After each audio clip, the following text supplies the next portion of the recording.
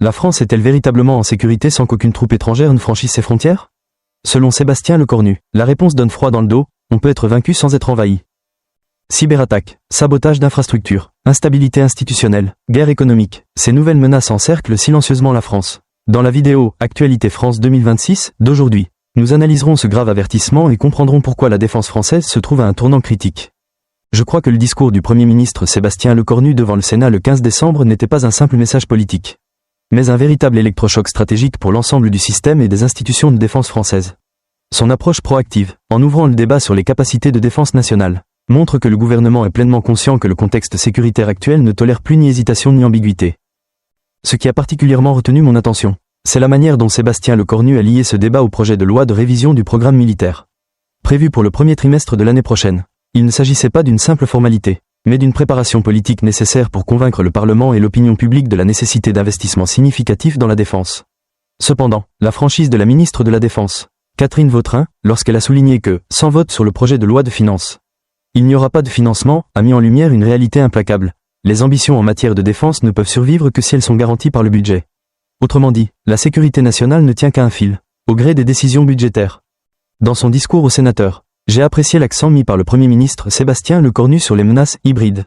Un concept certes ancien, mais souvent négligé, lorsqu'il a énuméré de nouveaux espaces de conflit tels que les voies maritimes, les fonds marins, le cyberespace et même les institutions étatiques. J'ai entrevu une image claire de la guerre moderne. Une nation peut être paralysée sans que des chars ne franchissent ses frontières.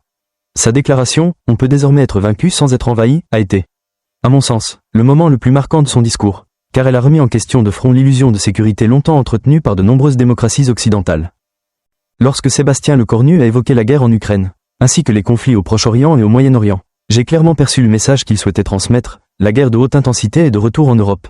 Il ne s'agit plus d'interventions limitées ni d'opérations de maintien de la paix, mais de conflits d'usure prolongés exigeant un niveau très élevé d'industrie de défense, de logistique et de technologie. Par conséquent, l'appel à discuter des armements, des approvisionnements et du développement de nouvelles technologies pour les forces armées n'est pas une option, mais une nécessité si la France veut conserver son statut de puissance militaire. Je constate également que le débat se concentre naturellement sur la Russie. Lorsque le chancelier a déclaré que la Russie se positionne comme une menace pour l'Europe et a souligné que Moscou est entré dans une économie de guerre, il ne s'agit pas seulement d'une évaluation des services de renseignement, mais d'une conclusion politique lourde de conséquences. Cela signifie que l'Europe, et la France en particulier, ne peut plus raisonner en temps de paix alors qu'un adversaire potentiel a organisé toute son économie en vue d'un conflit de longue durée. La réaction des sénateurs a montré que le message de Sébastien Lecornu a trouvé un écho auprès d'un public aux préoccupations partagées. Le vote symbolique, avec 307 voix pour et seulement 19 contre, a reflété un consensus rare dans le paysage politique polarisé actuel. Le sénateur Cédric Perrin, du parti LR et président de la Commission des Affaires étrangères, de la Défense et des Armées, a déclaré « Dans un monde de loups, cessons d'être des moutons », ce qui, à mon sens, résume parfaitement l'esprit du débat, soit la France se renforce, soit elle accepte d'être dominée par des puissances plus fortes.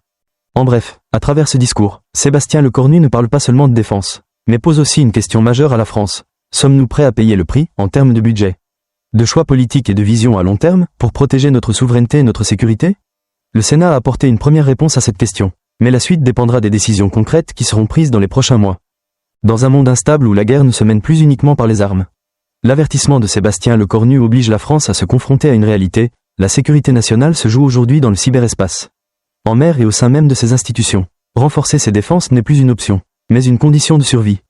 Merci d'avoir regardé News France 2026. Si ce contenu vous a été utile, n'hésitez pas à aimer, partager et vous abonner à la chaîne pour rester informé des dernières actualités et analyses concernant la France et le monde.